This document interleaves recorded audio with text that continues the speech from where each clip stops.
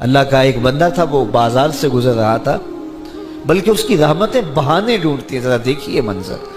تو اس نے دیکھا ایک شرابی ہے، وہ گندی نالی پہ گرا ہوا ہے اور گندے پانی سے اس کا منہ گندا ہو رہا ہے۔ انسان کے احترام کے ناطے دل میں ترس جاگا اور اس کو وہاں گندی نالی سے اٹھایا اور اس کا منہ دھویا اور گھر کا رستہ دکھایا۔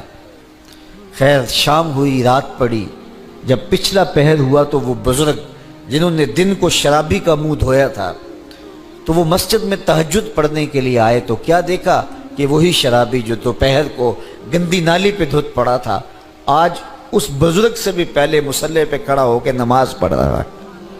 تو بڑی حیرت ہوئی کہ یہ تو وہ دن والا شرابی ہے اور میں نے آج اس کا منہ دھویا تھا، نشے میں دھت پڑا تھا۔ تو حیرت کا اظہار کیا تو ہاتف سے آواز آئی، میرے بندے تو نے اس کا منہ دھو دیا تھا، میں نے اس کا دل دھو دیا ہے۔ تو جب بندہ اللہ کے حضور توبہ کرتا ہے، اس کے حضور معافی مانگتا ہے تو پھر وہ کتنا عطا کرتا ہے، اور بندے کے گناہوں کو معاف ہی نہیں کرتا بلکہ اس کے گناہوں کو نیکیوں میں بدل کے رکھ دیتا ہے۔ یہ بندے پر اللہ کی کرم نوازیوں کے برستے رنگ ہیں۔ التائب من الذنب کمن لا ذنب لہ، گناہ سے توبہ کرنے والا ایسا ہوتا ہے جیسے اس نے گناہ کیا ہوا ہی نہیں۔ حدیث پاک میں آتا ہے کہ قیامت کے دن ایک شخص اپنا نامہ اعمال کھولے گا اور اسے فرمایا جائے گا کہ اپنے نامہ اعمال کو پڑھو، تو وہ نامہ اعمال پڑھنا شروع کرے گا۔ اب اس نے بڑے بڑے جرم کیے ہوں گے اور چھوٹے چھوٹے گناہ بھی کیے ہوں گے۔ اب اللہ سے حیا کرتے ہوئے، شرم کرتے ہوئے جو بڑے گناہ ہیں ان کو چھوڑتا جائے گا، صرف نظر کرتا جائے گا اور چھوٹے چھوٹے گناہ پڑھتا جائے گا۔ جب وہ سارا نامہ اعمال پڑھ چکے گا تو آواز آئے گی، بندے جا، میں تیرے سارے گناہوں کو بدل کے نیکیوں میں تبدیل کر دیا۔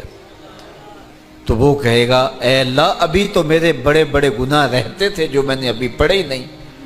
تو جب یہ بات اللہ کے محبوب نے ارشاد فرمائی تو حضور اتنا مسکرائے کہ صحابہ کو حضور کی داڑھیں نظر آنے لگی۔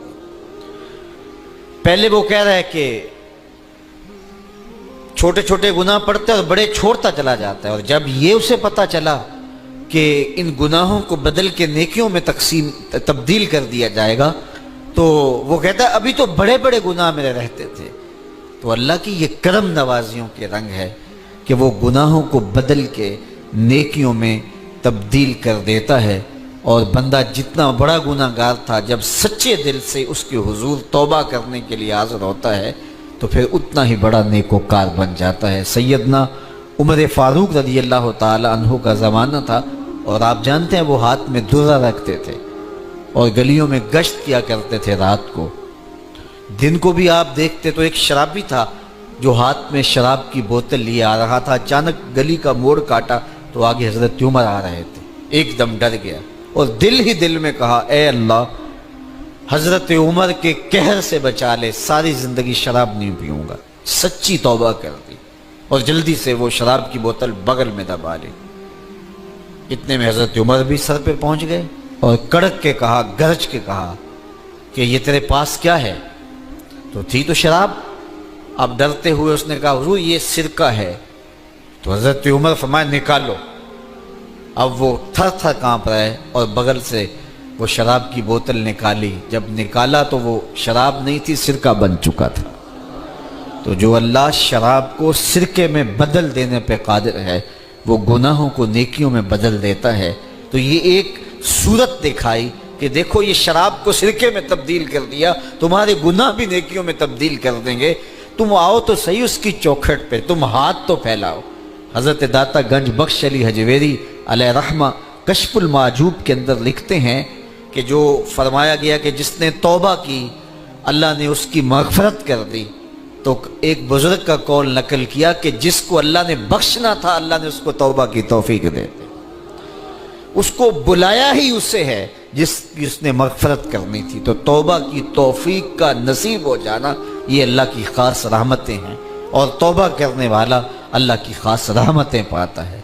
توبہ کرنے والا جب اس کے حضور حاضر ہوتا ہے تو اللہ تعالیٰ اس پہ بہت خوش ہوتا ہے۔ اللہ کے محبوب علیہ السلام نے باقاعدہ ایک مثال سے یہ حقیقت سمجھائی کہ توبہ کرنے والے کے لیے اللہ کی خوشی کا عالم کیا ہوتا ہے، اللہ کیسے خوش ہوتا ہے توبہ کرنے والے پر۔ تو حضور نے ارشاد فرمایا ایک بندہ لمبا سفر کر کے اور صحرا کے اندر ایک لمبے سفر پہ تھا، تو راستے کے اندر اس نے چند لمحوں کے لیے سستانے کے لیے، دوپہر کاٹنے کے لیے ایک درخت کے ساتھ اپنا جانور باندھا اور خود سو گیا۔ اس کا خیال تھا چند لمحوں کے لیے آنکھوں کی نیند نکالوں گا اور آگے بڑھ جاؤں گا، اس لیے اس نے سامان بھی، سواری اونٹ کے اوپر جو لدا ہوا سامان تھا، اس میں کھانا تھا، پینا تھا، دیگر ضروریات کی چیزیں تھیں، تو وہ بھی نہیں اتارا، کجاوے پر ہی پڑا رہا کہ چند لمحوں کے لیے میں نے کمر سیدھی کرنی اور آگے چلے جانا ہے۔ تو تھوڑی دیر کے بعد اس کی آنکھ کھلی تو کیا دیکھتا ہے کہ اونٹ ماں ساز و سامان کے غائب ہے۔ تو صحرا میں اونٹ کا گم جانا زندگی گم جانے کے مترادف ہے۔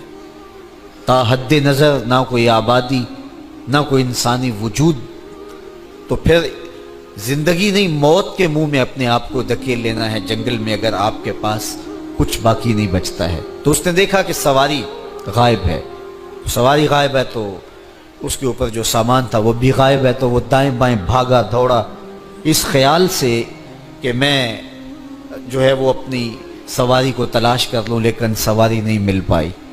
تو پھر وہ دوبارہ آیا اور اسی جگہ بیٹھ گیا، اب موت کا انتظار کرنے لگا۔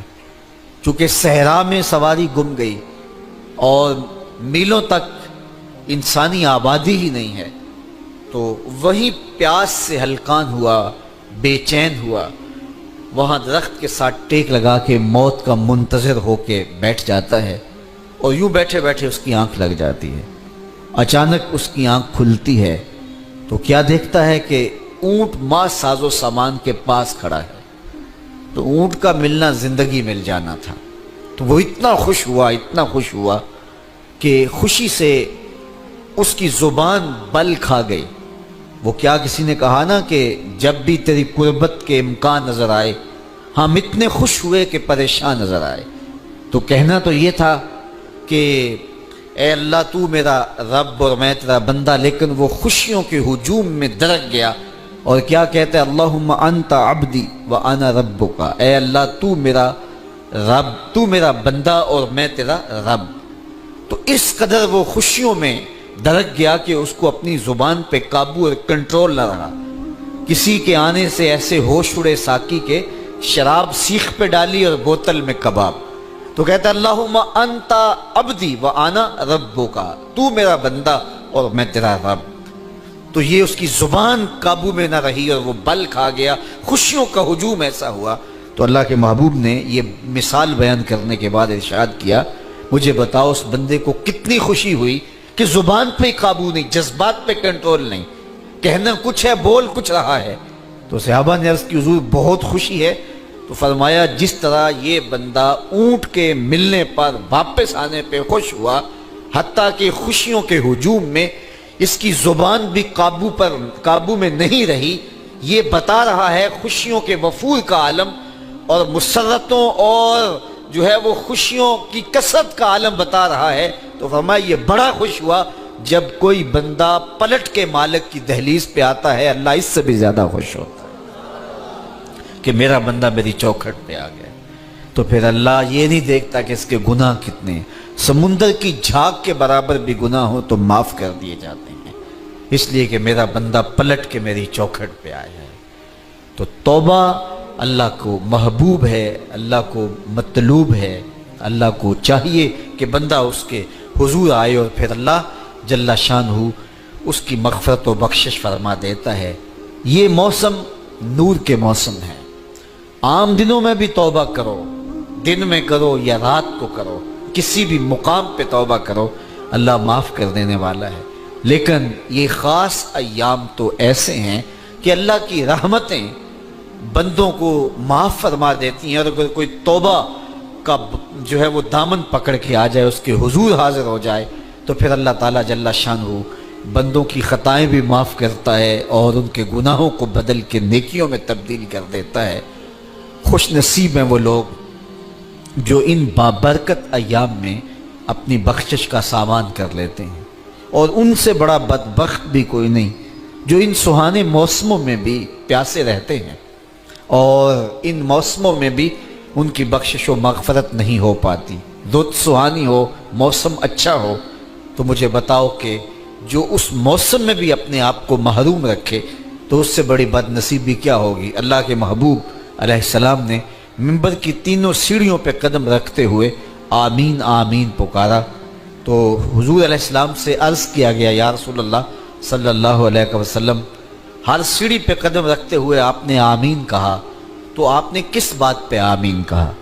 فرمایا جبریل امین حاضر خدمت ہوئے اور انہوں نے کہا اس شخص کی ناک خاک آلود ہو جو ماہ صیام رمضان المبارک کو پائے اور اپنی بخشش نہ کروا سکے۔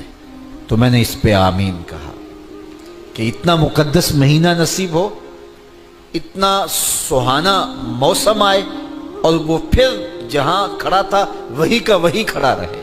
میں اور آپ اپنا محاسبہ کر سکتے ہیں۔